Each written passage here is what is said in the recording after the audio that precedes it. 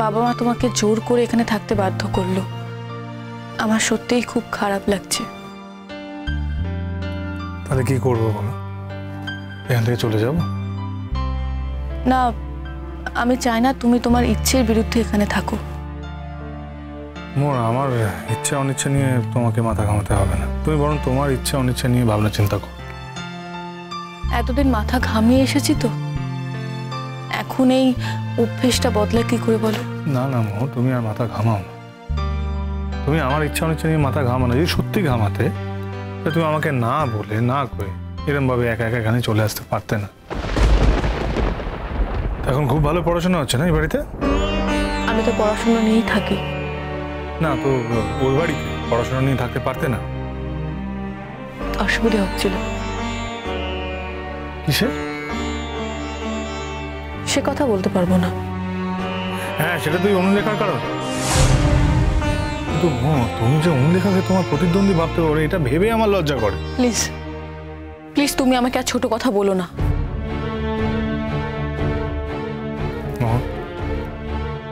আজ তোমার জন্মদিন। এই দিনটা আমার কাছে অত্যন্ত প্রেশিয়াস একটা দিন। এই দিনে আমি তোমাকে কোনো ছোট কথা বলতে পারি না মোহর। তাছাড়া দেখো, আমি তো কোনো প্ল্যান করে মন্দিরে যাইনি। আমি তো নিজে থেকেই মন্দিরে গিয়েছিলাম। আর আমি তো ছোট কথা কেন বলবো বলো? তুমি যদি একান্ত আমাকে প্রভোগ না করো, আমাকে বাধ্য না করো, তাহলে আমি তোমার ছোট কথা বলতে পারি না মোহর।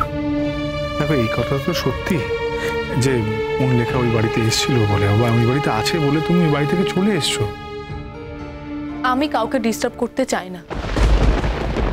না, তুমি কাউকে ডিস্টার্ব করতে চাও না মানে? এটা বুঝতে পারলাম। তুমি থাকবে তোমার নিজের বাড়িতে, সেখানে কি ডিস্টার্ব হলো না হলো তাতে তোমার কি? আমার কাউকে নিয়ে কোনো মাথা ব্যথা নেই। যাকে নিয়ে মাথা ব্যথা আমি তার কথাই বলছি। যাকে নিয়ে বলতে? না না, তুমি কি বলতে চাইছো? তুমি বলতে চাইছো যে আমি ডিস্টার্ব বোধ করছিলাম? হ্যাঁ, আমার তাই মনে হয়েছে। আমার কি মনে হচ্ছে জানো? আমার মনে হচ্ছে আমি তোমার টিচার, আর তোমার কানটা আমি ভালো করে ধরে মুড়ে দিই। না না, লাগছে তো। হ্যাঁ হ্যাঁ হ্যাঁ হ্যাঁ, লাগার জন্যই করা। ছাড়ো। তোমার লজ্জা করলো না তোমার স্বামীকে এত এত ছোট কথা বলতে? মানে এর মধ্যে লজ্জার কি আছে? না না, এর মধ্যে লজ্জার কি আছে? আমি যা দেখেছি তাই বলেছি। যা দেখেছি মানে?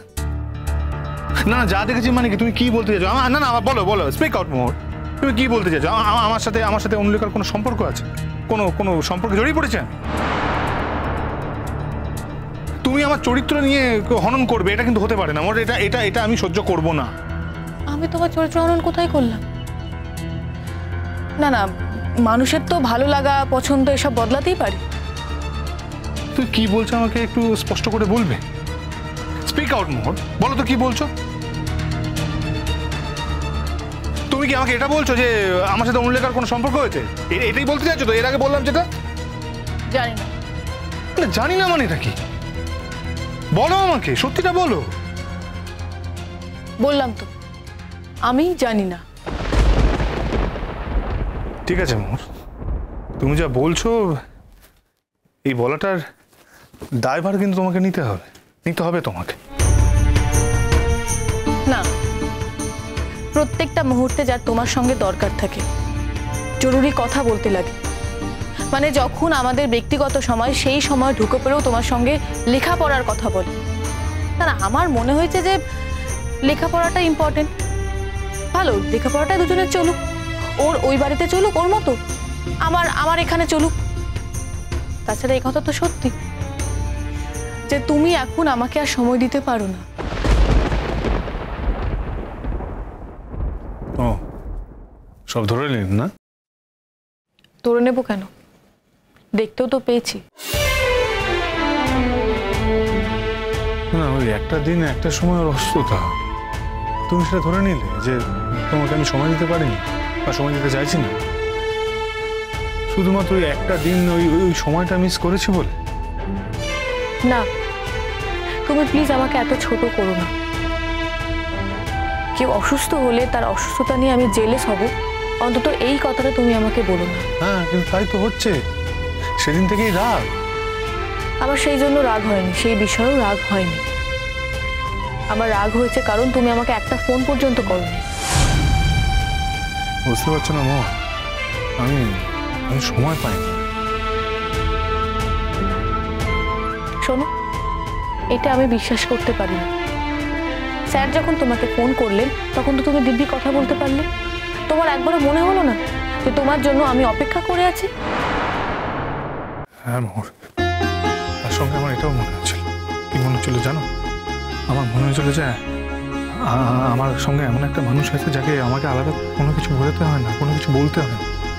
সে সমস্ত কিছু বোঝে, আমার রাগ, দুঃখ, ভালোবাসা, কোন সময় কোন পরিস্থিতিতে আছি, কোনো বিপদ হয়েছে কিনা, কোথাও আটকে গেছে কিনা, কোনো কিছু আলাদা করে বোঝাতে হয় না। সে সব বোঝে মোহর, আমার এটাই মনে হচ্ছিল।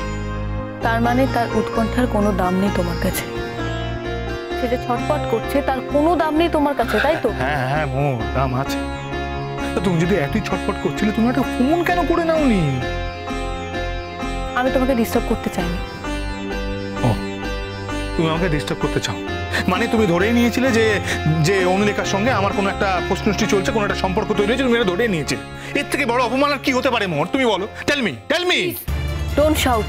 পাশের ঘরে দিদি শুয়ে আছে। My foot. কে আছে না আছে, তুমি যা বলছো সেই কথার পরিপ্রেক্ষিতে আমি বলছি। তুমি তো বললে যে তুমি গাড়ি চালাচ্ছিলে, তাই জন্য তোমাকে ডিস্টার্ব করতে চাইনি। আর অদ্ভুত কথা বলো তো তুমি। বাবা যখন তোমাকে ফোন করেছিলেন তখন তো জানতেই পেরেছিলাম যে তুমি গাড়ি চালাচ্ছিলে, সেই জন্য তোমাকে ফোন করিনি। আর তুমি যখন গাড়ি চালাচ্ছিলেই না, আর যখন ডাক্তারের জন্য অপেক্ষা করতে, তখন তো তুমি আমাকে একটা মেসেজ করতে পারতে, কিংবা অন্তত একটা ফোন তো করতে পারতে। আমি ফোন করতে পারতাম, আমি কত ফোন করতে পারিনি, সে সময় ফোন করা হয়নি, ফোন করতে ভুলে গেছি। কিন্তু তার শাস্তি এটা হতে পারে না যে তুমি বাড়ি ছেড়ে বেরিয়ে যাবে মোহর। আমি কিন্তু শুধুমাত্র সেই জন্য বাড়ি ছেড়ে চলে আসিনি শঙ্খ। তাহলে তুমি কি জন্য এসছো? কি জন্য, কি কারণে, আমি সেটা জানতে চাইছি মোহর, টেল মি। ওখানে থাকলে আমার লেখাপড়া হচ্ছিল না, আমার লেখাপড়ায় ডিস্টার্ব হচ্ছিল। আর লেখাপড়ার সঙ্গে আমি কোনো কম্প্রোমাইজ করতে চাইনি। তুমি বলতে চাইছো যে তুমি ওখান থেকে চলে এসছো, এখানে তোমার লেখাপড়া ভালো হবে, ওখানে থাকলে তোমার লেখাপড়া ডিস্টার্বেন্স হচ্ছিল। হ্যাঁ, আমি থাকলে তোমার লেখাপড়া ঠিকভাবে হতো না। অসাধারণ একটা কথা বললে তো, অসাধারণ কথা বললে। তোমার জন্য না। তাহলে তাহলে কার জন্য?